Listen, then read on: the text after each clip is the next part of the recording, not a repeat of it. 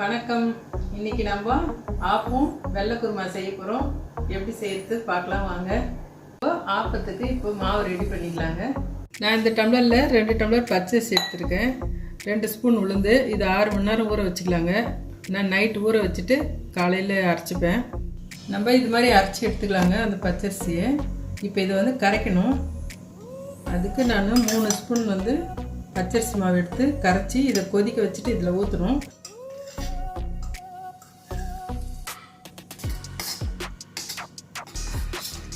இந்த மாதிரி கரைச்சிடுங்க. இப்போ இதை கொதிக்க வச்சிடலாம். இந்த மாதிரி கெட்டியாகிடும். இதை எடுத்து கரைச்சி அதில் ஊற்றிடலாம்.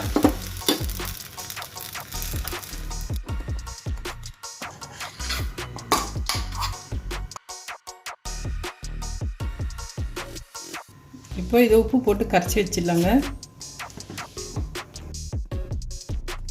இந்த மாதிரி கரைச்சி ஒரு 6 மணி நேரம் 7 மணி நேரம் வெளியே வச்சுருங்க. இது புளிக்கணும். இப்போ ஆப்பத்துக்கு மாவு நான் ரெடி பண்ணிக்கிறேன்.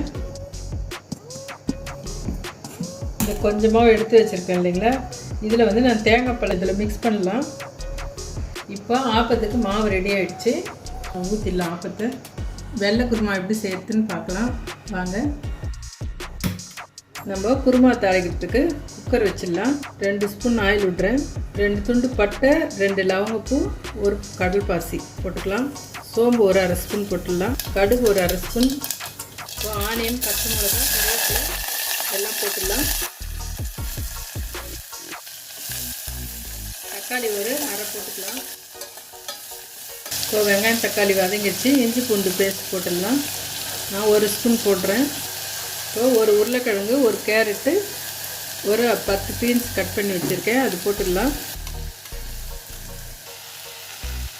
இது அப்படியே ஒரு 2 நிமிஷம் வதங்கட்டும்.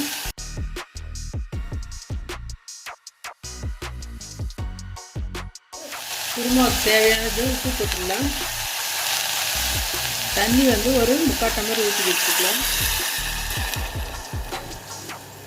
இப்போ நல்லா கலரிட்டு நம்ம மூடி வச்சுட்டு ஒரு விசில் வந்தோடனே ஆஃப் பண்ணிடலாம். இது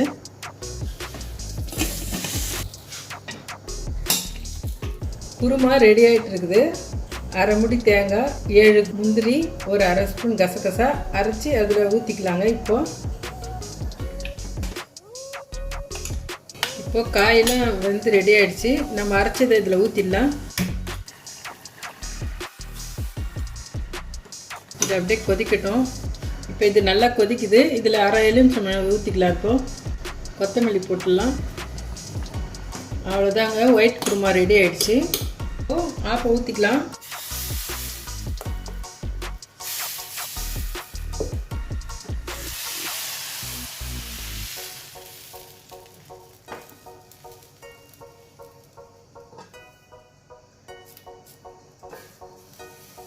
இந்த நடுவில் இருக்கிற மாவு வெந்துடுச்சுன்னா ஆப்பம் எடுத்துடலாங்க.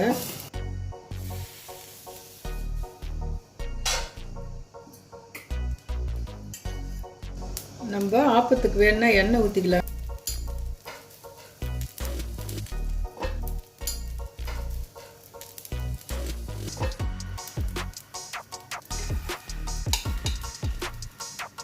இப்போ ஆப்பம் ரெடி ஆகிடுச்சு பாருங்கள். நம்ம அதே ஆப்பம் மாவில் வெல்லம் சேர்த்து ஆப்பம் ஊற்றிக்கலாம். இப்போது நான் நாட்டு சக்கரை போடுறேன். வெல்லமும் போட்டுக்கலாம்.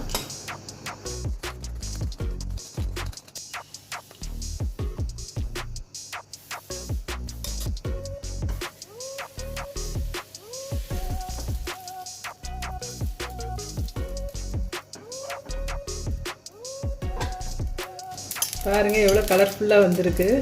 இது செம டேஸ்ட்டாக இருக்கும். அவ்வளோதாங்க, வெள்ளம் ஆப்பம் எப்படி வந்திருக்கு பாருங்கள். இப்போது முட்டை ஆப்பம் ஊற்றலாம். அதுக்கு ஒரு எக்கு அடித்து வச்சுருக்கேன். இதில் உப்பு மிளகாத்தூள்லாம் போட்டு அடிச்சிக்கலாங்க. இதை